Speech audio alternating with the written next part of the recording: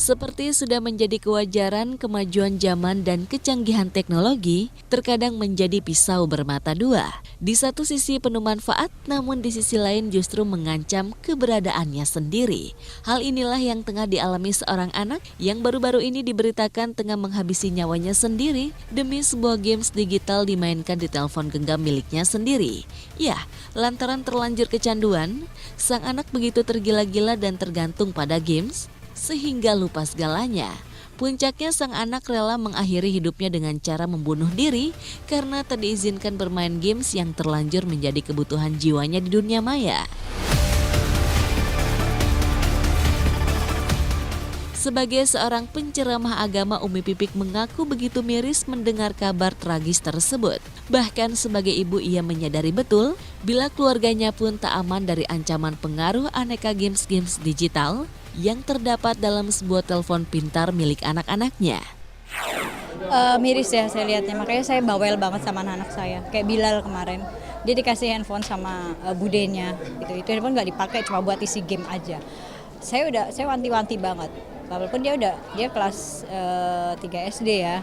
Dia bilang, Bilal boleh main game, cuma nggak boleh sampai melupakan kewajiban Bilal sekolah, terus baca Quran. Iya enggak kok, ini cuma ini aja. Jadi saya ngontrol anak-anak, bahaya kalau anak-anak kita nggak dikontrol. Aku kasih tahu ke anak-anak, termasuk yang gede-gede, Adiba, Abizar, aku kasih tahu bahwa kalau sesuatu itu kamu fokus maksudnya untuk lebih kepada games, mata kamu itu satu bisa bikin mata kamu sakit, terus kamu kurang konsentrasi, ntar kamu bisa menjadi orang yang tidak menghargai orang lain sekitar kamu gitu. Jadi itu anak-anak saya brainwash terus gitu otaknya supaya nggak terlalu kecanduan banget gitu. Dan aku tipe orang yang kalau udah di rumah aku paling marah kalau anak-anak Adiba begini aja pakai handphonenya atau Abijar, karena aku sita-sitain. Selama Ramadan aja mereka tahu aku ambilin handphonenya. Istri mendiang Ustadz Jeffrey Al-Bukhari ini pun tak menampik kehadiran smartphone dengan segala aplikasi sosial media dan games yang canggih seringkali membuat hubungan komunikasi antara keluarga semakin rusak. Karena itu selalu mengingatkan anak-anaknya menjauh dari telepon seluler dikala mereka tengah bercengkrama menikmati kebersamaan di rumah. Ya itu makanya peran orang tua penting banget ya buat orang tua itu harus menjadi contoh. Maksudnya gini, handphone ini menjadi ujian buat semuanya. Suami pun, semualah gara-gara handphone. Kadang kita nggak peduli sama sesama, ya. Suami udah pulang, istri masih begini aja di handphonenya, ya. Jadi di ruang tamu, ruang makan masih begini sama pegang handphone. Jadi akhirnya hilang komunikasi. Anak juga kalau udah pegang handphone lupa sama orang tuanya, pas segala macam. Ini yang bahaya gitu. Makanya harus dikontrol banget.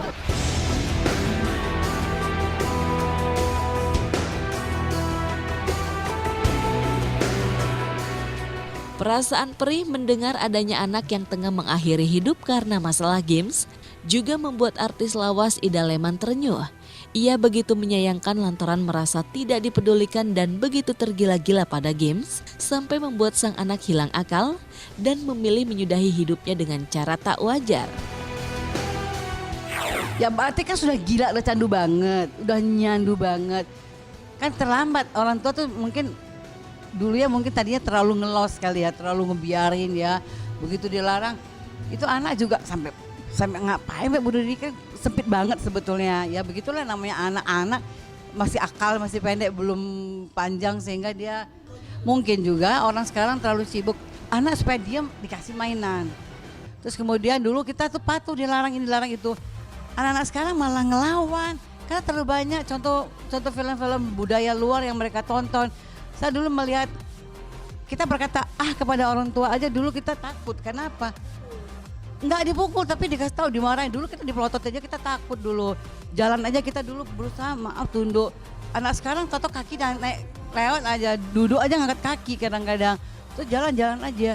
Kok kayaknya kok begini ya anak-anak sekarang. Sebetulnya salah siapa? Kembali lagi pada salah kita. Mesti kita tetap kalau yang salah tegur.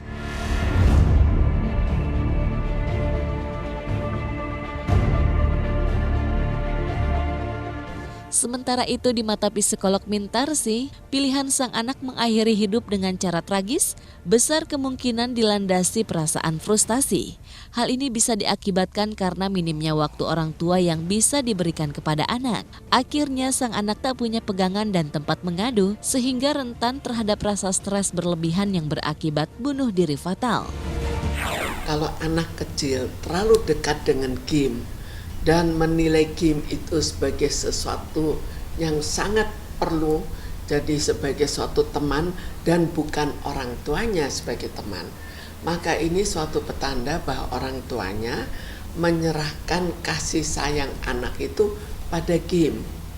Jadi orang tuanya kurang memberikan waktu pada anaknya dan sebagai penggantinya diberikan benda antara lain game, karena game biasanya cukup disenangi oleh anak. Tapi yang jadi persoalan adalah anak itu tidak tumbuh kembang sebagaimana anak seharusnya, sehingga jika terjadi suatu stres yang terlalu besar, maka reaksi dari stres itu akan cukup negatif.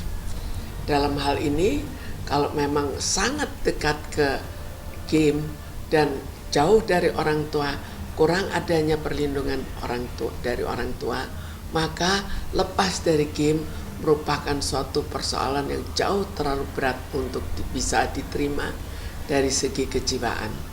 Maka kemungkinan untuk bunuh diri selalu bisa terjadi. Sebagai seorang psikiater, Mintarsi tak ingin menyalahkan keterbatasan waktu orang tua yang memang sibuk mencari nafkah. Hanya saja ia merasa perlu mengingatkan, demi tumbuh kembang anak yang tak salah arah, ia berharap para orang tua segera memberi porsi perhatian yang lebih agar terjadi keseimbangan antara waktu yang dibutuhkan anak dengan kesibukan berkarir di luar rumah. Dengan kondisi ini anak merasa tak sendiri dan juga tak mudah termakan rasa marah juga rasa frustasinya sendiri. Anak itu kan tetap membutuhkan kasih sayang dan ini harus kita mengerti. Memang orang tua sibuk dan kesibukan ini pada saat sekarang merupakan hal yang wajar. Karena mencari penghasilan itu sulit sehingga bekerja keras untuk mencari penghasilan untuk anaknya. Namun sekarang yang perlu adalah keseimbangan dari orang tua. Karena jika tidak dibuat keseimbangan, maka akibatnya adalah tumbuh kembang anak yang kurang baik.